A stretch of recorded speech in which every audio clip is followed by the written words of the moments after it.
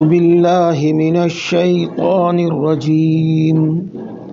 بسم الله الرحمن الرحيم. إن الذين آمنوا والذين هاجروا وجاهدوا في سبيل الله أولئك يرجون رحمة الله والله غفور رحيم. صدق الله العظيم.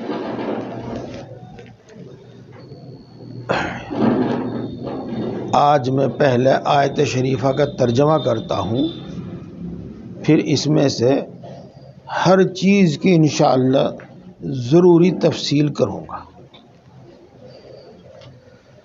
جو لوگ ایمان لائے اور وہ جنہوں نے ہجرت کی اور وہ جنہوں نے اللہ کی رضا کے لیے جہاد کیا، یہی ہیں وہ جو اللہ کی رحمت کے امیدوار ہیں۔ اور اللہ تبارک و تعالی بہت بخشنے والا ہے، بہت رحم فرمانے والا ہے۔ دوستو، اس میں سب سے پہلے ذکر ہے ایمان کا، اور ایمان ہم بار بار سنتے رہتے ہیں اور اس سے ایسا سمجھ میں آتا ہے کہ اس سے ہم سب واقف ہیں، اس لیے اس کی زیادہ تفصیل نہیں کی جاتی، حالانکہ اس کی تفصیل جاننے کی بہت زیادہ ضرورت ہے۔ پچھلے ہفتے میں نے عرض کیا تھا، آپ کو یاد ہوگا، کہ ایمان کہتے ہیں التصدیق بما جاء به النبی صلی اللہ علیہ وسلم۔ ایمان ان تمام باتوں کو سچا ماننا جن کو رسول اللہ صلی اللہ علیہ وسلم لے کر آئے ہیں، اس کو کہتے ہیں ایمان۔ وہ جتنی بھی ہیں ان میں سے کسی ایک کا بھی انکار نہ کرنا، ہر ایک کو ماننا۔ اگر ان میں سے کسی ایک کا انکار کر دے گا تو مومن نہیں ہوگا۔ یہ ہے، اور کچھ دوسری تفصیل میں نے بتائی تھی پچھلے ہفتے، اس کو میں لوٹانا نہیں چاہتا۔ اب عرض کرتا ہوں میں کہ اس میں سب سے پہلے اللہ پر ایمان لانا۔ عرض کیا تھا کئی بار، بہت مرتبہ، کہ اللہ پر دنیا کے قریب تمام ہی لوگ ایمان لاتے ہیں، چھوڑ کے کچھ لوگوں کو، لیکن اس کے باوجود بڑی تعداد میں کافر ہیں، مشرک ہیں، کہ اللہ کو مانتے تو وہ ہیں لیکن اس طرح نہیں مانتے اور ایسا نہیں مانتے جیسا کہ وہ ہے۔ اس کی ایک مثال دیتا ہوں میں آپ کو۔ گاؤں کے پردھان جی ہیں اور مان لو ان کا نام نسیم ہے، ہم ان کو یوں کہیں بھائی دیکھ تو نسیم ہے، بس ہم یہیں تک ہیں، آگے ہم تجھے کچھ نہیں مانتے۔ ہاں بھائی، تو ظاہر بات ہے کہ وہ اس کے عہدے کا، اس کی حیثیت کا انکار کر رہا ہے۔ یہ تو اللہ تبارک و تعالی جیسا ہے اس کو ایسا ہی ماننا۔ اور یہ بات اللہ رب العزت نے خود قرآن پاک میں تفصیل سے بیان فرمائی، اور اللہ کے رسول صلی اللہ علیہ وسلم نے اور زیادہ تفصیل سے اس بات کو بیان فرمائی۔ یہ اللہ کو اس کی ذات میں اکیلا ماننا، اکیلا، بالکل اکیلا، اور کوئی نہیں ہے اس کا اکیلا ہے۔ اور اس سے آگے کی بھی ایک تفصیل ہے، تھوڑی سی بتانے میں ہمیں اس لیے دشواری ہوتی ہے کہ مخاطب سمجھے نہ سمجھے، اور جب بات ذرا باریک سی آ جاتی ہے تو عام آدمی کا ذہن الجھ جاتا ہے اور وہ یہ سمجھنے لگتا ہے کہ پتہ نہیں کہاں کی باتیں ہو رہی، بھائی ہماری تو سمجھ میں نہیں آ رہی۔ اللہ یکتا بھی ہے، اس جیسا اور کوئی نہیں ہے، اور وہ ایک ہی ہے، یعنی کسی مرکب نہیں ہے، وہ چند چیزوں سے مل کر نہیں بنا ہوا۔ اسی طریقے سے اللہ تبارک و تعالیٰ کی جو صفات ہیں، چاہے وہ صفت معبودیت ہو، معبود ہے وہ معبود، اس میں وہ اکیلا اور کوئی دوسرا عبادت کے لائق نہیں، عبادت میں اس کا کوئی دوسرا شریک نہیں۔ ایسے اللہ تبارک و تعالیٰ کی اور دوسری صفات ہیں، مثال کے طور پر اللہ رازق ہے، رازق کہو یا رزاق کہو، دونوں کا مطلب ایک ہی ہے، ایک صحیح ہے، تو اس کی صفت رزق میں کوئی دوسرا شریک نہیں ہے۔ جی، اللہ تبارک و تعالیٰ خالق ہے، پیدا کرنے والا ہے، خالق بھی ہے، خلاق بھی ہے، باری بھی ہے، ان سب کے معنی ملتے جلتے ہی سے ہیں۔ تو وہ تنہا ہے، پیدا کرنے کی صفت میں تنہا ہے، اور کوئی دوسرا اس میں اس کی شریک نہیں ہے۔ یہ ایسا اللہ تبارک و تعالیٰ کی صفات کو جاننا، ان کا صحیح مفہوم اور مطلب سمجھنا اور اس پر یقین کرنا، یہ ہے ایمان۔ یہ میں نے چند بات بتائی آپ کو۔ اسی طریقے سے اللہ کے رسول کو ماننا، مثال کے طور پر یہ بات ماننا کہ وہ اللہ کے نبی بھی ہیں، اللہ کے رسول بھی ہیں۔ نبی اور رسول میں تھوڑا فرق ہے، اور یہ بھی ماننا کہ وہ آخری نبی ہیں، ان کے بعد اور کوئی دوسرا نبی نہیں آئے گا۔ اگر وہ ان میں سے کسی ایک بات کا انکار کرے تو مومن نہیں ہے۔ یہ ہے، ان سب باتوں کو جن پر یقین کرنا ضروری ہے، اور مومن ہونے کے واسطے جن سب پر یقین کرنا ضروری ہے، ان سب کو ہم عقیدہ اور عقائد کے نام سے جانتے ہیں۔ اب آپ کو اندازہ ہوا ہوگا کہ ایمان سیکھنے کے واسطے کتنی بڑی معلومات، کتنے بڑے علم کی ضرورت ہے۔ یہ ہے۔ پھر دوستو، ایک ہے جاننا، پھر اگلا ہے مرحلہ اس کو سچ مان لینا۔ یہ جانتے تو بہت ہیں، وہ بھی جانتے ہیں جو اللہ پر ایمان نہیں لاتے، لیکن وہ اس کو سچ بھی مانتے ہیں کہ نہیں مانتے؟ جو سچ مانتا ہے وہ مومن ہے، جو جانتا ہے مانتا نہیں، سچ نہیں مانتا، وہ مومن نہیں ہے۔ اور پھر ہے ایک ایمان کا ادنا درجہ، اور ایک ہے پھر ایمان کا اعلیٰ درجہ۔ ادنا درجہ حاصل کرنے کے بعد پھر آدمی اگر محنت کرتا رہے، مجاہدہ کرتا رہے، تو اس کو اعلیٰ درجہ حاصل ہوتا ہے۔ جی، یقین ہی کے درجے ہیں۔ ایک وہ یقین جو کسی کی بات سن کر آدمی کو یقین آ جاتا ہے، ایک وہ یقین جس کو آنکھ سے دیکھ کر آدمی یقین کرتا ہے، اور ایک وہ یقین جب آدمی گویا کہ اس میں آدمی پر وہ چیز بیت جاوے، جب یقین کرتا ہے۔ تو یقین کے 3 درجے ہیں۔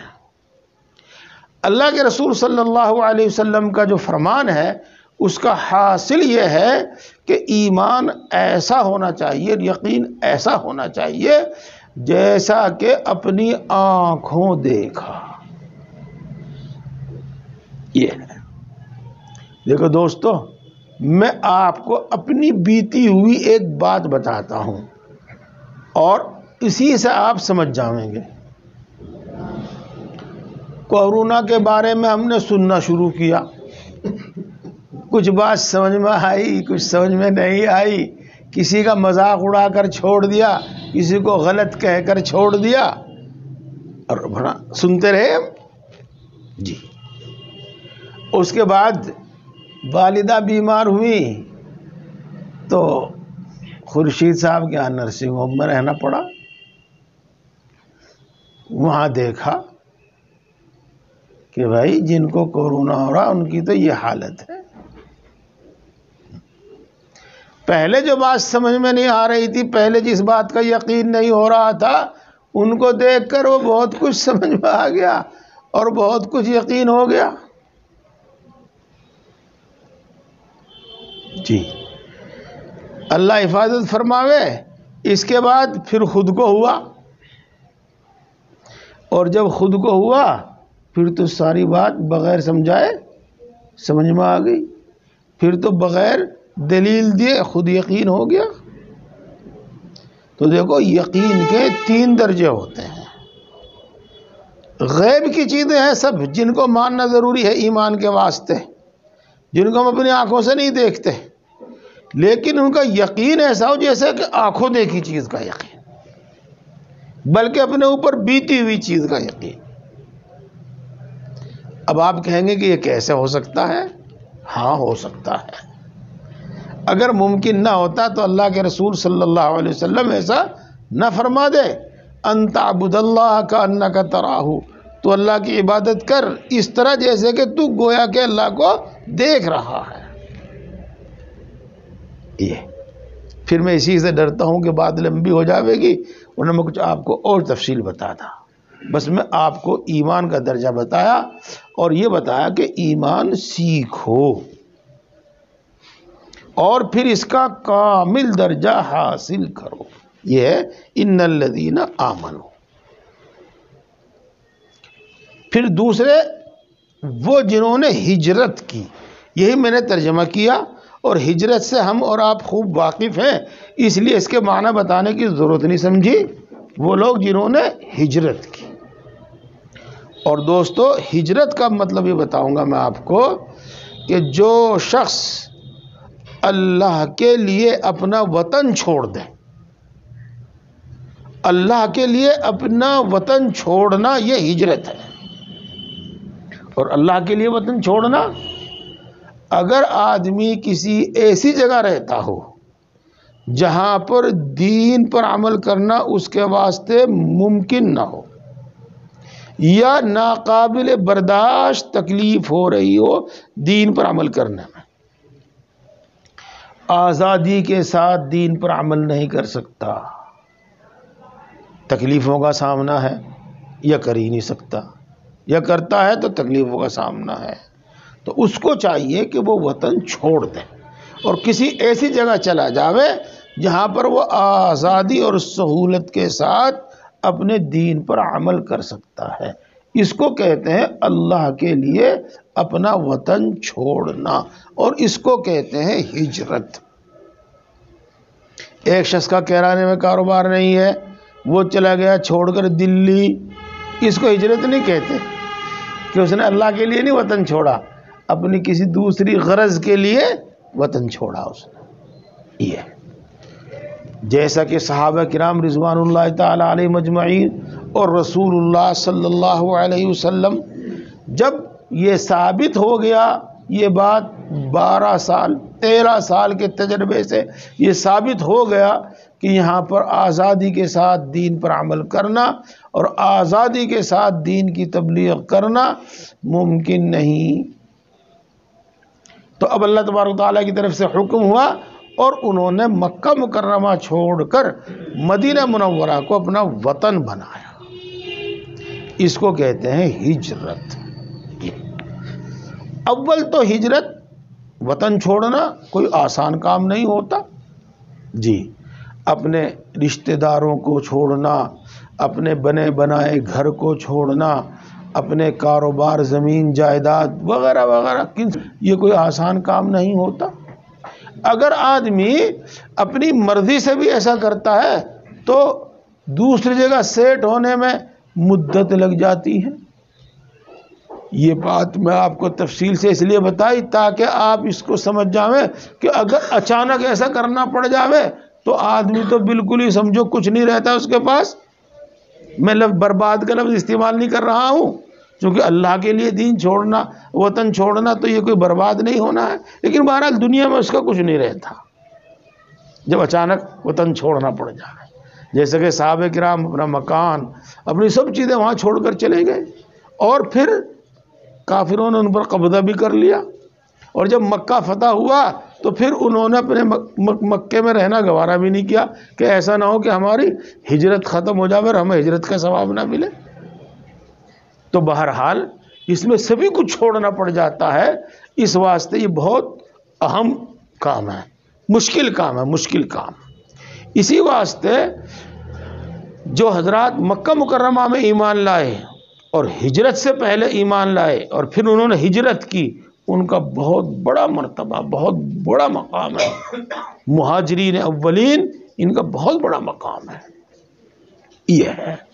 اور اسی سے آپ دوسری بات بھی سمجھ گئے ہوں گے، اب بھی جہاں آدمی رہے اور وہاں آزادی سے دین پر عمل نہ کر سکے تو اس کو چاہیے کہ ایسی جگہ منتقل ہو جاوے جہاں آزادی اور سہولت سے دین پر عمل کر سکے اور کاروبار وغیرہ کی فکر نہ کرے۔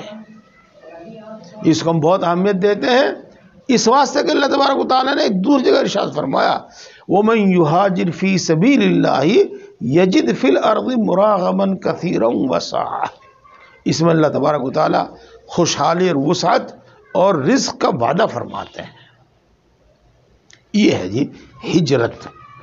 سب بات آپ کے سامنے آ گئی۔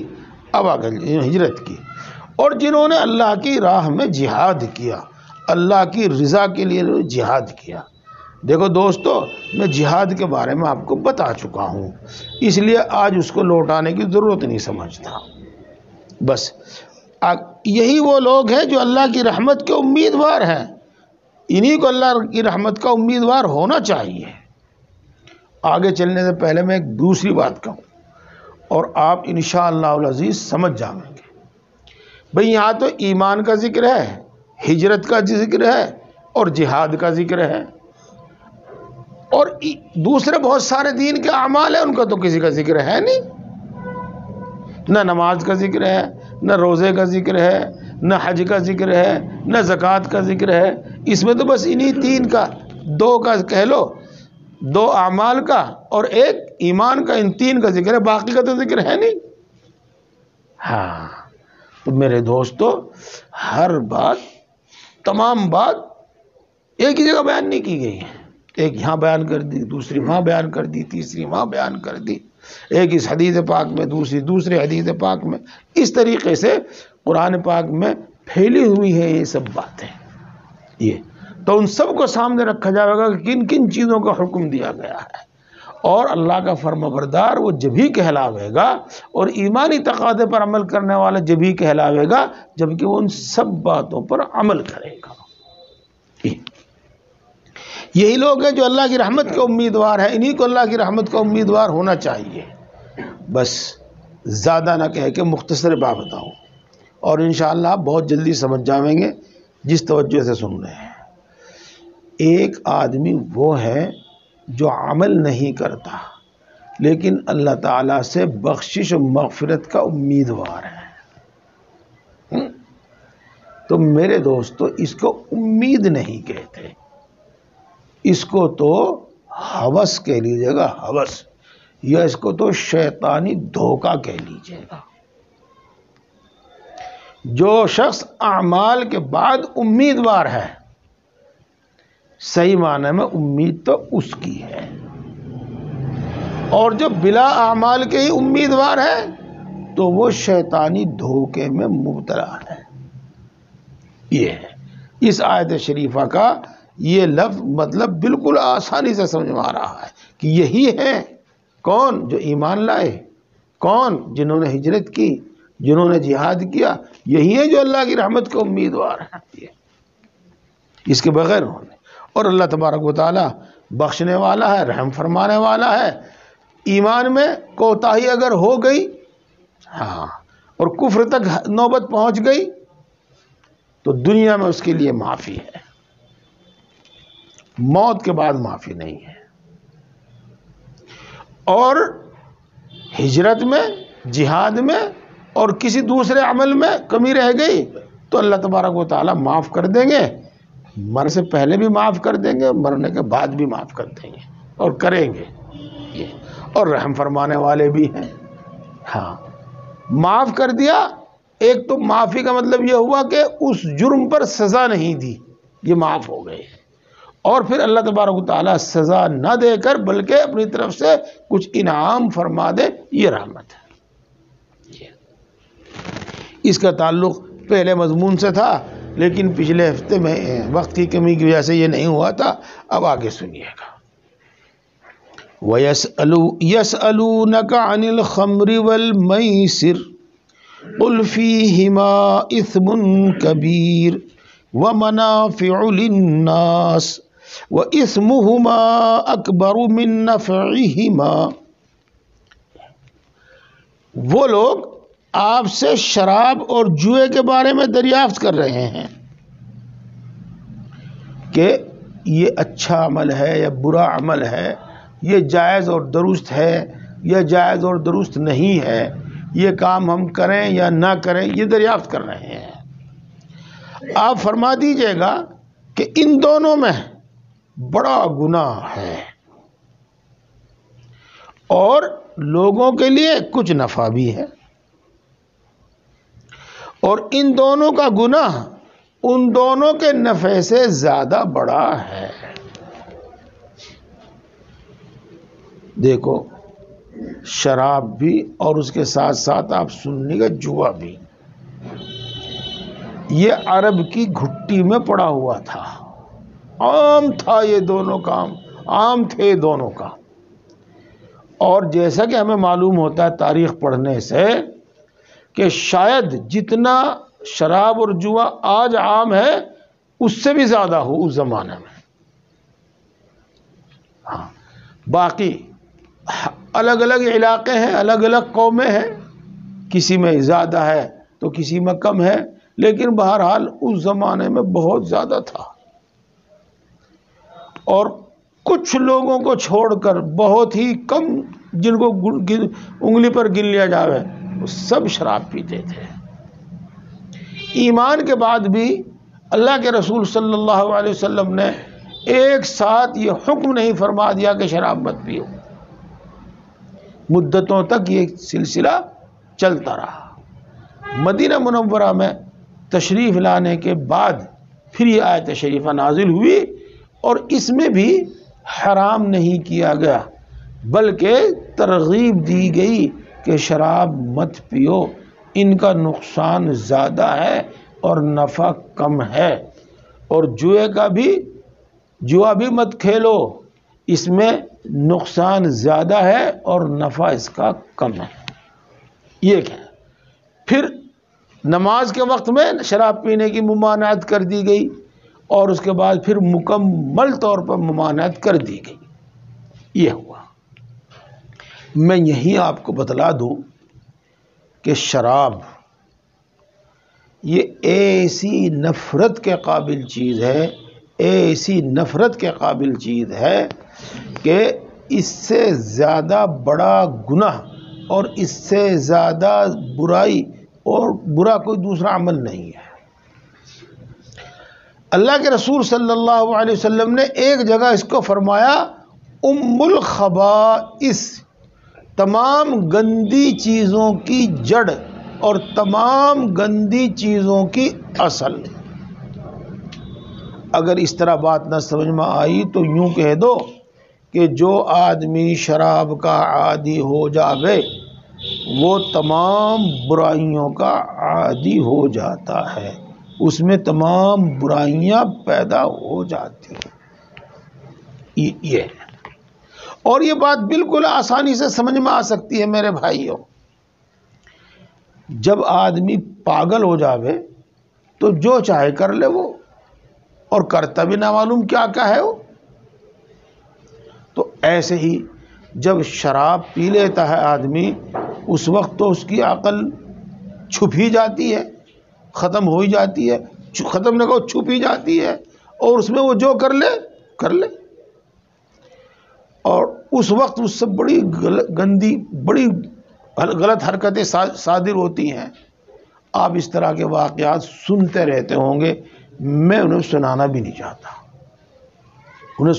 چاہتا، لیکن تجربے کاری لوگ یہ بتلاتے ہیں کہ رفتہ رفتہ اس کے اندر سے وہ عقل اور سمجھ ہی ختم ہوتی رہتی ہے۔ یعنی جب وہ شراب نہیں پیے ہوئے ہوگا نا تو اس وقت بھی اس کی عقل اور اس کی سمجھ صحیح کام نہیں کرے گی۔ اس شراب پینے کی وجہ سے اس کی عقل اور سمجھ ہی میں فطور آ جائے گا، اور جب عقل سمجھ میں فطور آ جاوے، جو انسان کی سب سے زیادہ قیمتی چیز ہے اور جو تمام جانوروں سے اس کو جدا الگ امتیاز دیتی ہے، تو پھر آگے بتاؤ رہی کیا جاوے گا۔ اسی واسطے اللہ کے رسول صلی اللہ علیہ وسلم نے فرمایا کہ تمام برائیوں کی، تمام گندگیوں کی جڑ ہے۔ اس کے ساتھ ہم کچھ تھوڑا سمجھ بھی سکتے ہیں۔ مثال کے طور پر جب آدمی اس کا عادی ہوتا ہے نا، تو عورت کا بھی عادی ہو جاتا ہے، پھر وہ شراب کے ساتھ پھر زنا بھی ہو جاتا ہے۔ اور کہاں تک نوبت پہنچتی ہے دوستو، تعجب مت کیجئے، اول تو تعجب کی کوئی بات رہی نہیں اب اس زمانے میں، ماں اور بہنوں کو نہیں چھوڑتا، پھر وہاں تک نوبت پہنچتی ہے۔ اب آپ بتائیے گا کہ اس سے زیادہ برا عمل اور کیا ہوگا؟ اور اپنے فرائض میں، اپنی ذمہ داریوں میں کوتاہی کرنا، اگر وہ ملازم ہے تو اس میں کوتاہی، دکاندار ہے تو اس میں کوتاہی، جو بھی اس کا کاروبار ہے، جب اس میں کوتاہی کرے گا تو کاروبار برباد، اور جمع جوکھو برباد۔ نہ معلوم کتنوں کی کہانی آپ نے اس طرح کی سنی ہوگی کہ وہ اس میں آ کر کس طریقے سے برباد ہو جاتے ہیں۔ صحت کس طریقے سے بگڑتی ہے، اور کس طریقے سے آدمی، یوں کہنا تو نہیں چاہیے لیکن سمجھانے کے واسطے کہتے ہیں کہ موت سے پہلے ہی، وقت سے پہلے ہی مر جاتا ہے، سب اس کے اندر کی جو مشینری ہے سب خراب ہو جاتی ہے۔ یہ ہے۔ اب یہاں آپ کو میں ایک بات یہ بھی بتلا دوں کہ بہت سے لوگ آپ کو یہ کہیں گے کہ اگر آدمی اچھی پیوے، اچھی کوالٹی کی، اور تھوڑی پیوے، حد کے اندر پیوے، تو پھر کچھ نہیں ہوتا، پھر تو یہ صحت کے واسطے اور اچھی ہے، یہ کہیں گے آپ کو۔ میرے دوستو، اس کی خاصیت ہے یہ، جو آدمی 2 گھونٹ پیوے گا وہ پھر پورا گلاس پینے لگے گا، اور یہ اس کی حوث اور یہ چیز بڑھتی ہی رہے گی روز بروز، اپنے اوپر قابو نہیں رکھ سکتا، وہ بڑھتا ہی رہے گا، بڑھتا ہی رہے گا۔ اس لیے یہ اول تو وہ بات غلط ہے، لیکن اس پہ آدمی رہتا بھی نہیں ہے، اس پہ آدمی رہتا بھی نہیں ہے، بڑھتا ہی رہتا ہے، بڑھتا ہی رہتا ہے۔ جو پہلے گھر میں بیٹھ کر پیتا ہے اور پھر وہ صحن میں بیٹھ کر پینے لگتا ہے، پھر وہ سڑکوں پر آ جاتا ہے۔ یہ صحت کے لیے کتنی مضر ہے، یوں تو آنکھوں دیکھی بات ہے، لیکن ہم نے پڑھا ہے کتابوں میں کہ جو آپ کھاتے ہیں، ایک کھجور آپ نے کھائی، آپ نے کوئی بھی غذا کھائی، تو وہ جزو بدن ہوگی، ہضم ہوگی، اور اس میں سے جو بھی کچھ ہوگا وہ آپ کے جسم کا حصہ بنے گی۔ آسان لفظوں میں کہہ لو کہ کچھ نہ کچھ آپ کو طاقت دے گی وہ۔ لیکن یہ اس کے بارے میں سنا ہے کہ جزو بدن ہوتی نہیں ہے یہ، بلکہ انسان کے جسم میں جو پہلے سے طاقت موجود ہے نا، اسی میں ہیجان پیدا کر کے، اسی میں ابال پیدا کر کے یہ ایک وقت طاقت بڑھاتی ہے، اور اس ہیجان کی وجہ سے آدمی کے سارے اعضاء، اندر کی ساری مشینری متاثر ہوتی ہے، اور اس کی صحت روز بروز بگڑنے لگتی ہے۔ تو اس میں جو فائدہ ہے بھی، وہ فائدہ برقرار نہیں رہتا، کچھ ہی دنوں تک دکھائی دیتا ہے، اور جب اس کی عادت ہوتی ہے تو پھر یہ چھوٹتی نہیں ہے۔ ہم بھی پڑھتے رہتے ہیں اخباروں میں، ہریانہ میں شراب بندی ہو گئی اور بہار میں شراب بندی ہو گئی، فلاں ہو گیا، فلاں ہو گیا، لیکن وہاں پھر اس کے نتیجے میں رد عمل میں عوام میں کیا ہوتا ہے وہ جانا پہچانا ہے۔ بس زیادہ لمبا نہ کر کے میں مختصر یہ کہہ دوں، ہم نے کتابوں میں پڑھا ہے، اور 50-60 سال پہلی بات ہوگی یہ، اس سے زیادہ کی بھی ہو سکتی ہے، جی ہاں، کہ امریکہ میں یہ پلان بنایا گیا ڈاکٹروں نے، سب ذمہ دار لوگوں نے، کہ ملک میں، امریکہ میں شراب بند کی جائے۔ اب شراب بند کیسے کی جاوے؟ لوگ تو عادی ہیں اس کے پینے کے، کیسے بند کی جاوے؟ تو اس کا یہ پروگرام بنایا کہ زیادہ سے زیادہ ایڈ کیا جاوے، زیادہ سے زیادہ تشہیر کی جاوے، اور اس کے نقصانات اور اس کی برائیاں زیادہ سے زیادہ، گویا کہ ٹی وی پر تو اور پمفلٹ اور اشتہار تو اخبار میں تو، غرض انہوں نے اپنی پوری طاقت خرچ کر لی، لیکن نتیجہ یہ ہوا کہ جتنا انہوں نے اس پر خرچ کیا، جتنا اس کا زیادہ ایڈ کیا، اتنا اور زیادہ لوگوں نے زیادہ پی۔ تو ان باتوں کو سامنے رکھنا چاہیے، اور پوری برائی اس کی دل کے اندر ہونی چاہیے، اور کبھی بھی ایسے شخص کی تعریف یا ایسے شخص کی حوصلہ افزائی ہرگز نہیں ہونی چاہیے، اور اپنے معاشرے میں اس کو بہت برا سمجھنا چاہیے۔ اللہ تعالی ہم کو عمل کی توفیق عطا فرمائے۔ اور اسی طرح میرے دوستو، اس کی تفصیلات ہیں دوائی میں اور دوسری چیزوں میں، وہ معلوم کر کے اور پاک چیز ہی استعمال کرنی چاہیے۔ یہ جو کچھ میں نے آپ کو بتایا، مالی نقصان یا جسمانی نقصان آپ کو بتایا، اور گندی چیز پینے سے اور کھانے سے جو ایمانی اور روحانی اور اخلاقی بگاڑ آتا ہے، وہ الگ ہے، وہ الگ ہے۔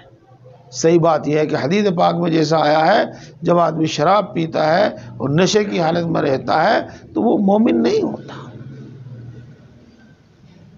جی ہاں، یہ ایسے زنا کے بارے میں بھی آیا ہے حدیث پاک، جب انسان زنا کرتا ہے تب تک اس حرکت میں ملوث رہتا ہے تو ایمان اس کے دل میں نہیں ہوتا، وہ ایمان اس کے اوپر رہتا ہے۔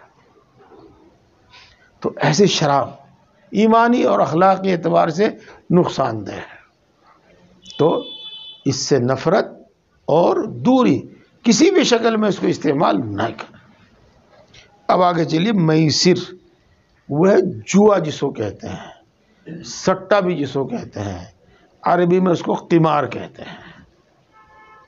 دیکھو دوستو، سمجھنے کے واسطے بھی بہت زیادہ علم کی ضرورت، اور سمجھانے کے واسطے بھی، ہاں، اور لگن اور تڑپ بھی۔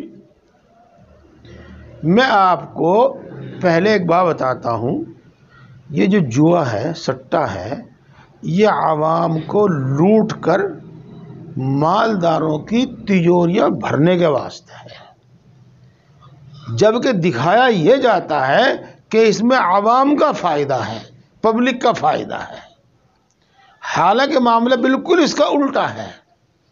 عوام کی تباہی، مال کی بربادی ہے، عوام کو کنگال بنانا ہے، اور سرمایہ دار لوگوں کا سرمایہ بڑھانا ہے۔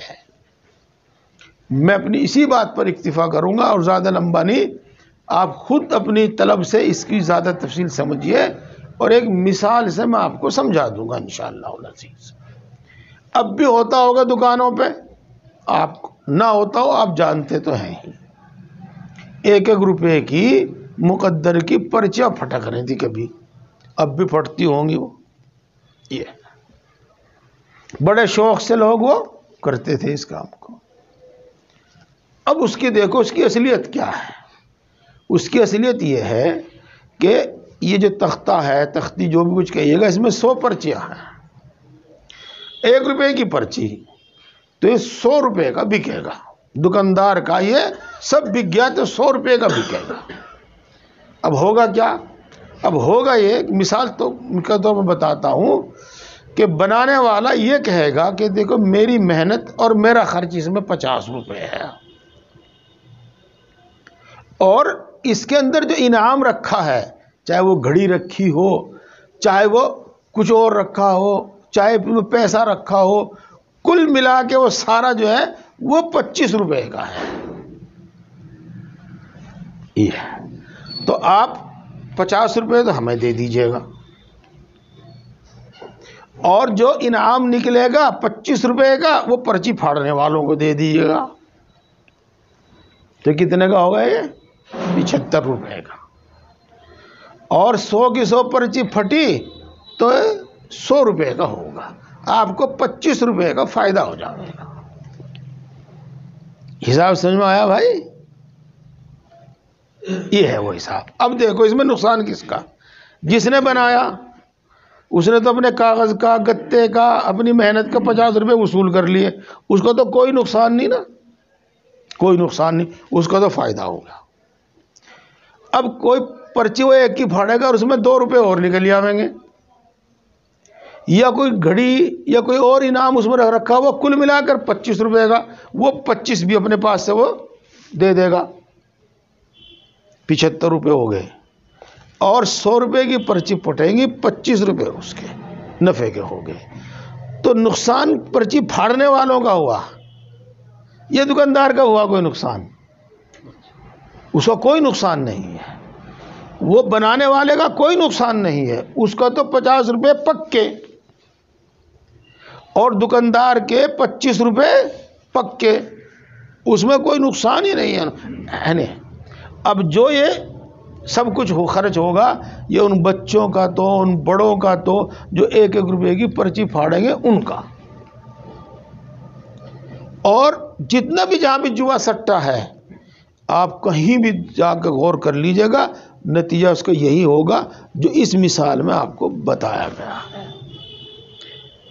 نمبر لگاتے ہیں لوگ اور بہت شوق سے لگاتے ہیں، اور افسوس کی بات یہ ہے کہ جو بیچارے رکشہ چلانے والے، محنت مزدوری کرنے والے وہ زیادہ لگاتے ہیں، جو پونجی پتی ہیں نا وہ نہیں لگاتے۔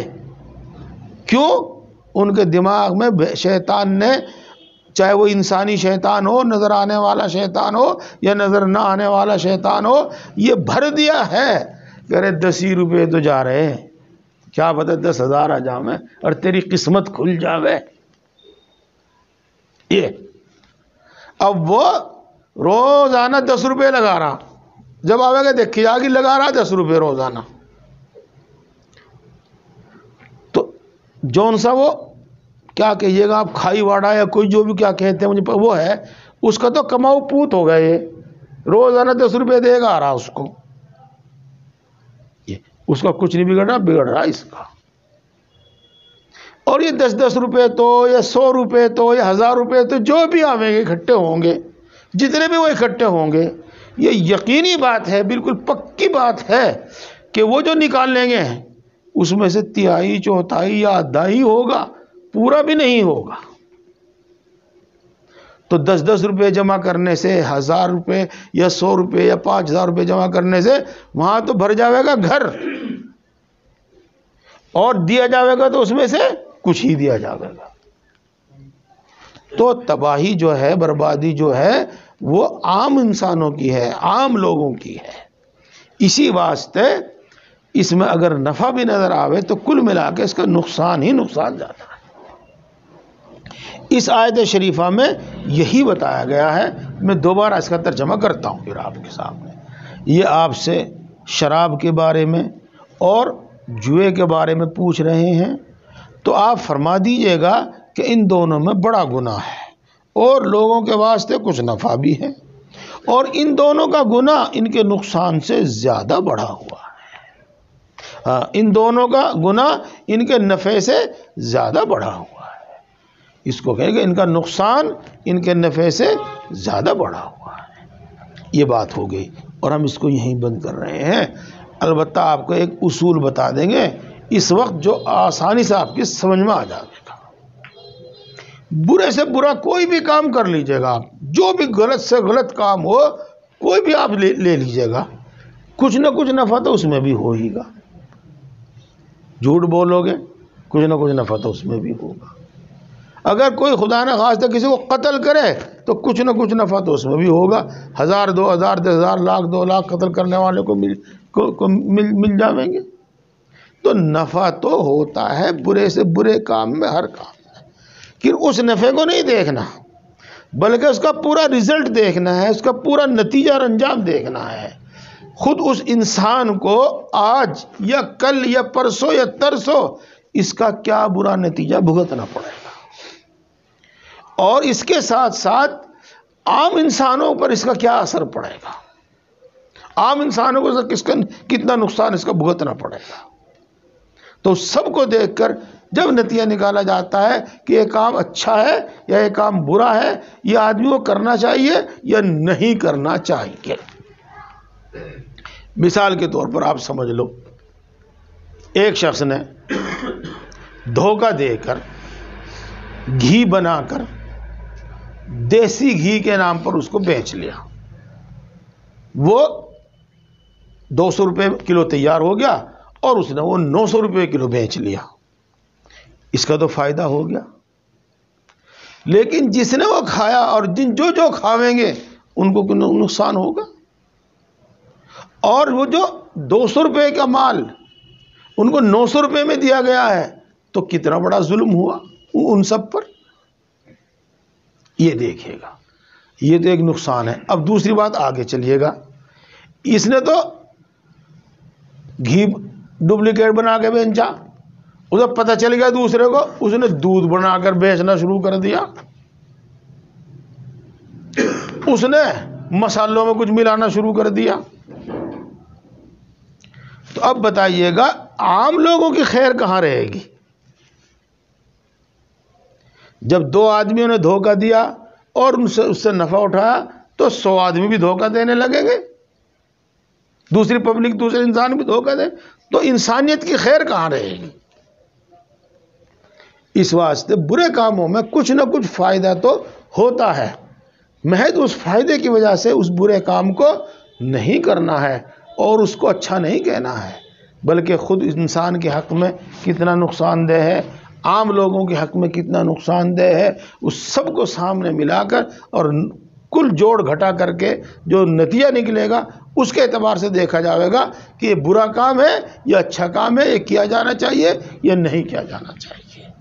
اور آخری بات یہ کہ اللہ رب العزت اپنی مخلوق پر، اپنے بندوں پر اور انسانوں پر بہت مہربان ہے، اس لیے جن کاموں میں انسانوں کا نقصان تھا اور انسانوں کے لیے اس میں نتیجہ غلط تھا، اللہ نے ان سب چیزوں سے ہمیں منع کیا ہے۔